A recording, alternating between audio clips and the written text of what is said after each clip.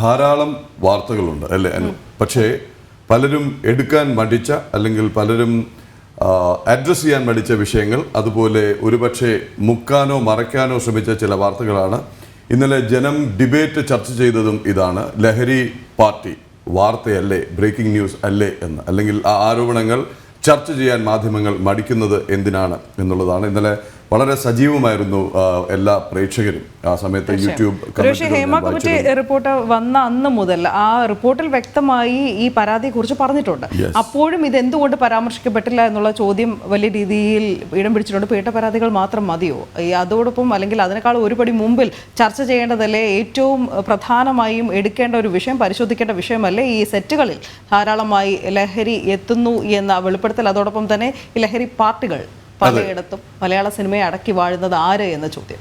ആരോപണങ്ങൾ ഉണ്ടായിട്ടുണ്ട്, പരാതികൾ ഉണ്ടായിട്ടുണ്ട്, അറസ്റ്റ് ഉണ്ടായിട്ടുണ്ട്. പക്ഷേ ഒരു അറസ്റ്റ്, ആ പ്രത്യക്ഷത്തിൽ അറസ്റ്റിലായ 1-2 പേരൊഴികെ പിന്നെ അന്വേഷണങ്ങൾ എങ്ങും എത്തിയില്ല. ഇതേ ചൊല്ലി ധാരാളം ആരോപണങ്ങൾ ഉയർന്നിരുന്നുവെങ്കിലും, ഉന്നത രാഷ്ട്രീയ ബന്ധം പോലും ആരോപിക്കപ്പെട്ടുവെങ്കിലും അന്വേഷണം സ്വാഭാവികമായിട്ടും അവിടെ നിലയ്ക്കുകയായിരുന്നു.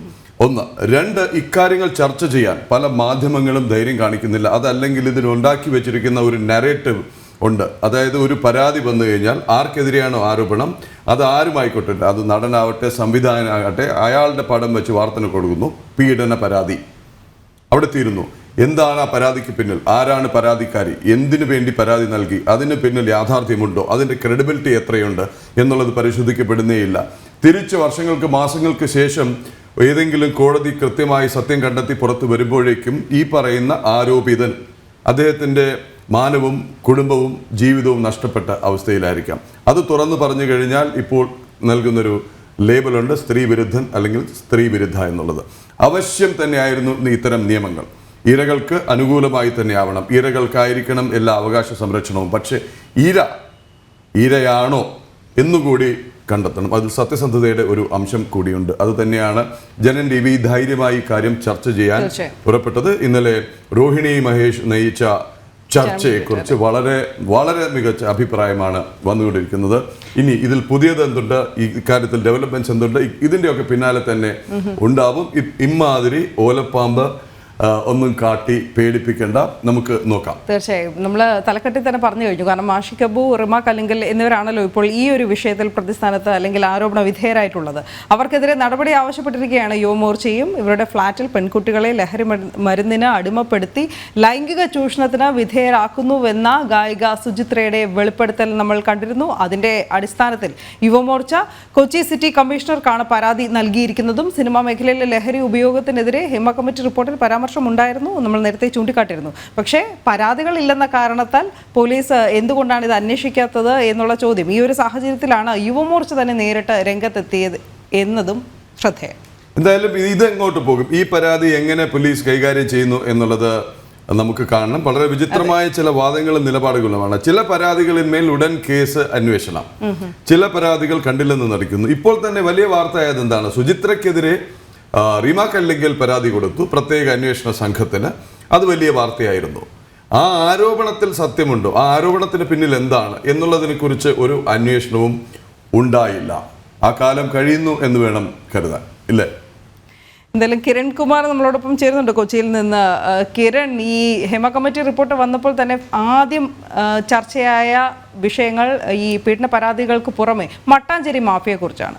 ഇനി ഈ പരാതി, യുവമോർച്ച ഇപ്പോൾ നൽകിയിരിക്കുന്ന പരാതി നമുക്കറിയാം. പ്രത്യക്ഷത്തിൽ ഗായിക സുചിത്രയുടെ വെളിപ്പെടുത്തലിന് ശേഷം ഈ 2 പേര്, ആഷിഖ് അബുവും റിമ കല്ലിങ്കലും ആരോപണ വിധേയരായി വിളിച്ച് നിൽപ്പുണ്ട്. അത് അല്ല എന്ന് തെളിയിക്കേണ്ടത് തീർച്ചയായും അവരുടെ മാത്രമല്ല, നമ്മുടെ സംവിധാനത്തിൻ്റെ, പോലീസ് സംവിധാനത്തിൻ്റെ കൂടെ ബാധ്യതയായി മാറുന്നുമുണ്ട് തീർച്ചയായും. കാരണം അവർ ഇപ്പോഴും പറയുന്നത് അവർ പ്രതിയല്ല, ഇത് വെറും വ്യാജ ആരോപണം എന്നതാണ്. അതൊക്കെ അവിടെ നിൽക്കട്ടെ. ഈ പരാതിയുടെ അടിസ്ഥാനവും അതിൻ്റെ വിശദാംശങ്ങളും ആദ്യം.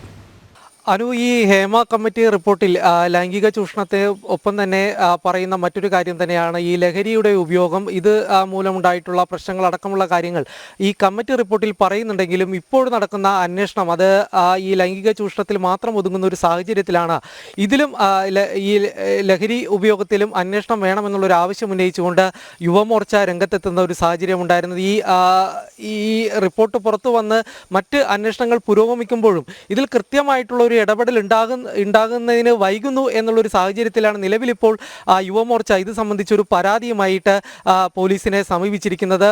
ഇന്നലെ ഇത് സംബന്ധിച്ചുള്ള ഒരു പരാതി യുവമോർച്ച എറണാകുളം ജില്ലാ നേതൃത്വം പോലീസിന് നൽകുകയും ചെയ്തിട്ടുണ്ട്. പ്രധാനമായിട്ടും ചൂണ്ടിക്കാണിക്കുന്ന ഒരു കാര്യം, കഴിഞ്ഞ ദിവസമാണ് ഗായിക സുചിത്രയുടെ വെളിപ്പെടുത്തൽ വന്നത്. ഈ സിനിമാ ദമ്പതികളായിട്ടുള്ള ആഷിഖ് കപൂറിൻ്റെയും റിമ കലിംഗലിൻ്റെയും നേതൃത്വത്തിലാണ് സിനിമയിലെ ലഹരി വിതരണം നടക്കുന്നത്. ഇവരുടെ ഫ്ലാറ്റിൽ വെച്ച് തന്നെ പലതവണ ഇത്തരത്തിലുള്ള ലഹരി പാർട്ടികൾ നടത്തിയിട്ടുണ്ട്. സിനിമയിലേക്ക് വരുന്ന ചെറുപ്പക്കാരായ പെൺകുട്ടികളെ ഇവരെ ആദ്യമായി ലഹരി ഉപയോഗിക്കാൻ പഠിപ്പിക്കുകയും പിന്നീട് ഇവരെ ലഹരിക്ക് അടിമയാക്കുന്നത് അത് റിമ കലിംഗലിൻ്റെ നേതൃത്വത്തിലാണ്. റിമയുടെ കരിയർ തന്നെ തകർന്നത് ലഹരി ഉപയോഗം മൂലമാണ് എന്നതടക്കമുള്ളൊരു വെളിപ്പെടുത്തലുകളായിരുന്നു സുചിത്ര നടത്തിയിരുന്നത്. എന്നാൽ ഈ കാര്യത്തിലും കൃത്യമായ ഒരു അന്വേഷണം നടക്കുന്നില്ല എന്നുള്ളൊരു കാര്യം തന്നെ ചൂണ്ടിക്കാണിച്ചുകൊണ്ടാണ് യുവമോർച്ച രംഗത്തെത്തിയത്. മാത്രവുമല്ല, ഇവരുടെ വീട്ടിൽ പരിശോധന നടത്തണം. അത് സുചിത്ര തന്നെ ഈ വീട്ടിൻ്റെ ഉള്ളിൽ ലഹരി പാർട്ടി നടത്തി എന്ന് വെളിപ്പെടുത്തുന്നുണ്ട്. മാത്രവുമല്ല, ഇവർ നടത്തിയിട്ടുള്ള ചില ഈ ഡാൻസ് ക്യാമ്പുകൾ ഒപ്പം ചില പരിപാടികൾ ഇതടക്കമുള്ള കാര്യങ്ങളിലും കൃത്യമായ പരിശോധന വേണം. കാര്യം നിരവധി യുവാക്കളാണ് ഈ ഡാൻസ് ക്യാമ്പിലും മറ്റുമായിട്ടൊക്കെ പങ്കെടുക്കാനായിട്ട് എത്തിയിട്ടുള്ളത്. ഇവരെയൊക്കെ ഏതൊക്കെ രീതിയിൽ ഇങ്ങനെ ദുരുപയോഗം ചെയ്തിട്ടുണ്ട് എന്ന കാര്യങ്ങളിൽ കൃത്യമായ ഒരു പരിശോധന വേണം എന്ന് തന്നെയാണ് യുവമോർച്ച ജില്ലാ നേതൃത്വം ആവശ്യപ്പെടുന്നത്. ഇന്നലെ ഈ പരാതിയുമായിട്ട് സിറ്റി പോലീസ് കമ്മീഷണറെ സമീപിച്ച സമയത്ത് ഈ യുവമോർച്ച നേതാക്കളോട് പോലീസ് തന്നെ വ്യക്തമാക്കിയ ഒരു കാര്യം, ഈ സംഭവത്തിൽ നിലവിലിപ്പോൾ ഇരയായിട്ടുള്ള ആരും തന്നെ പരാതിയായിട്ട് വന്നിട്ടില്ല. അതുകൊണ്ട് തന്നെ അന്വേഷണത്തിന് ചില പരിമിതികളുണ്ട് എന്നുള്ളൊരു കാര്യമാണ് അവർ വ്യക്തമാക്കുന്നത്. അതായത് ഈ റിമ കലിംഗലിനെതിരെയോ അല്ലെങ്കിൽ മറ്റാരെങ്കിൽക്കെതിരെയോ ഈ സിനിമയിലെ ലഹരിയുമായി ബന്ധപ്പെട്ട് നിലവിലിപ്പോൾ ഇരകളാരും പരാതിപ്പെട്ടിട്ടില്ല. അതുകൊണ്ട് തൽക്കാലം ഇതിൻ്റെ അന്വേഷണം വലിയ രീതിയിൽ നടത്താൻ കഴിയില്ല എന്നുള്ളൊരു മുടന്തൻ നയം തന്നെയാണ് ഏതായാലും പോലീസ് വ്യക്തമാക്കിയത്. നേരത്തെ ഈ ഹേമ കമ്മിറ്റി റിപ്പോർട്ടിന് അടക്കം ഈ കാര്യങ്ങൾ പറഞ്ഞിരുന്നതാണ്. അതായത് ഇരകളാക്കപ്പെട്ടവർ തന്നെ നേരിട്ടെത്തി പരാതി നൽകിയിട്ടില്ല. അതുകൊണ്ട് തന്നെ അന്വേഷണം നടത്താൻ ചില പരിമിതികളുണ്ട്, ഇതിൻ്റെ ചില സാങ്കേതികമായിട്ടുള്ള തടസ്സങ്ങളുണ്ട് എന്നുള്ളൊരു വിശദീകരണമാണ് ആദ്യം പോലീസ് നൽകിയിരുന്നത്. എന്നാൽ പിന്നീട് ചില ആളുകൾ തങ്ങളെ ദുരുപയോഗം ചെയ്തു എന്നത് ചൂണ്ടിക്കാണിച്ചുകൊണ്ട് പരാതിയായിട്ട് വരുമ്പോൾ പിന്നീട് പോലീസ് ഉണർന്നു പ്രവർത്തിക്കുകയും പ്രത്യേക സംഘം ഉണ്ടാക്കുകയും വിവിധ തരത്തിലുള്ള അന്വേഷണങ്ങൾ നടത്തുകയൊക്കെ ചെയ്യുന്നു. ഇങ്ങനെ ഈ ഒരു സാഹചര്യത്തിൽ ഇത് ലഹരിയുടെ കാര്യം ഈ സമയത്ത് ബോധപൂർവം ഒഴിവാക്കുന്നു, ഇരകളില്ല എന്നതിൻ്റെ പേരിൽ ഒഴിവാക്കുന്നു എന്നൊരു സാഹചര്യത്തിൽ തന്നെയാണ് അന്വേഷണം ആവശ്യപ്പെട്ടുകൊണ്ട് പോലീസിനെ സമീപിക്കാനായിട്ട് യുവമോർച്ച തയ്യാറായത്. അനു.